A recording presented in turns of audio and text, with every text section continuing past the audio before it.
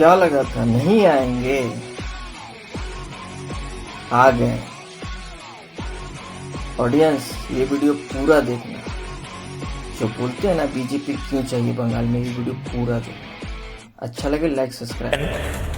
বিভিন্ন মিনমিনে মিডিয়াতে বসে তারা বলেন না ডিএ লাগবে না, ই লাগবে না, ক্যাপিটাল ইনভেস্টমেন্ট, বড় বড় কথাবার্তা বলেন না, তারা ওই সংখ্যাটা হয়তো দেখে অন্য কিছু বলবেন, কিন্তু আমি আমার দর্শক খুব সাধারণ মানুষ, আমরা খেটে খাই এবং আমাদের খাটের তলায় টাকা নেই, সুতরাং আমরা ভয় পেয়ে যাই এই টাকার সংখ্যা।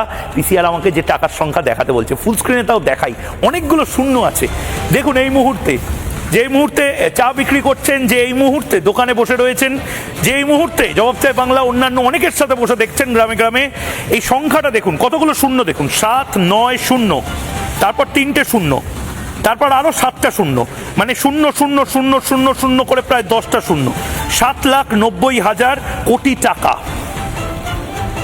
7,90,000 কোটি টাকা। এটা বাংলায় ঋণের বোঝা, এটা বাংলায় ঋণের বোঝা।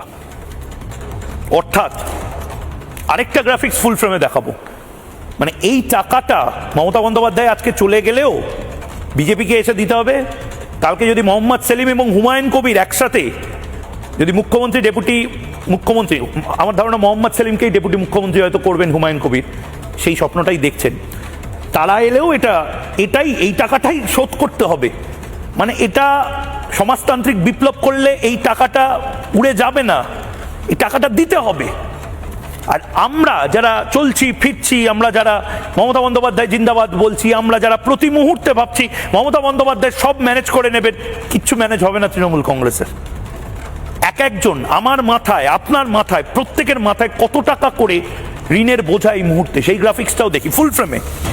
৭৯,০০০ টাকা, 79,000 রুপিস, ৭৯,০০০ টাকা এই মুহূর্তে আমার আপনার মাথায় ঋণের বোঝা, ৭৯,০০০ টাকা।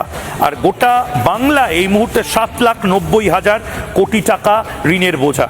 10 কোটি যদি পপুলেশন দেখানো হয়, অর্থাৎ বাচ্চা থেকে শুরু করে বৃদ্ধ অবধি সবাইকে যদি বলা হয় তোমাদের সবাইকে টাকা দিতে হবে, তাহলে ৭৯ কোটি টাকা। যদি ভোটার বলা হয় তাহলে টাকার পরিমাণটা আরো পার হেড অনেকটা বেড়ে যাবে। এটা 10 কোটি টাকা, এই 10 কোটি জনসংখ্যা হিসেব করে করা।